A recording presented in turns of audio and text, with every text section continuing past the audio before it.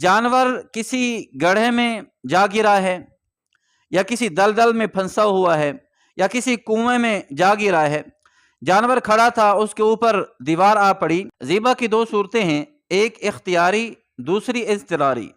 اب میں تھوڑی سی تفصیل اس کی آپ کے سامنے عرض کروں گا۔ ذبح اختیاری کیا ہے؟ ایک جانور ہمارے قابو میں ہے، ہم اس کو پکڑ کر لٹا کر ذبح کر سکتے ہیں، تو اس کے لیے شرط یہ ہے کہ اس کی گردن پر چھری چلائی جائے۔ اگر ایک جانور ہمارے قابو میں ہے تو اس پر ذبح اختیاری ہوگا، کیونکہ ذبح ہمارے اختیار میں ہے۔ اور یاد رکھنا، جب ذبح اختیاری پر انسان قادر ہو تو ذبح اضطراری کی اجازت نہیں ہے۔ ذبح اختیاری کا کیا مطلب؟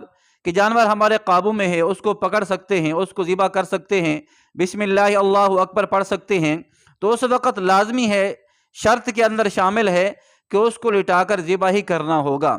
اگر اس وقت ذبح اضطراری کریں گے تو یہ جانور حلال نہیں ہوگا، جانور حرام ہوگا۔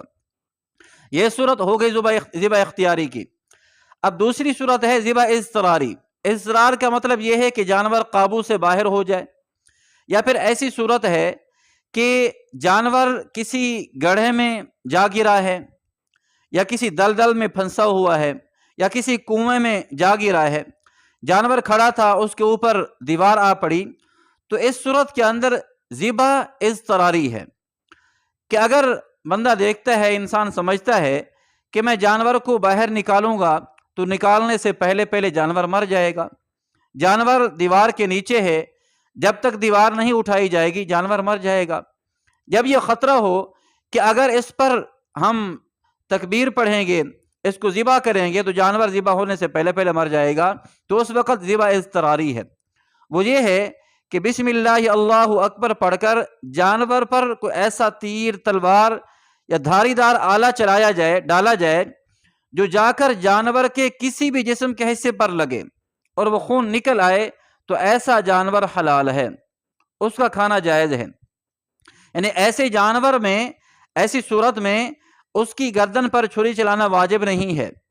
ایک جانور کنویں میں گرا ہے، کنواں گہرا ہے، پانی میں وہ ڈبکیاں لے رہا ہے اور باہر نکالنے والے کوئی نہیں ہیں، یقین ہے کہ جانور پانی سے نکالنے سے پہلے مر جائے گا، تو اوپر سے کوئی ایسی چھری یا ایسا دھاری دار آلہ بسم اللہ اللہ اکبر پڑھ کر مارا جائے جو جا کر اس کے جسم کو کاٹے، تھوڑا سا خون نکلے، تو یہ جانور بالاتفاق حلال ہے۔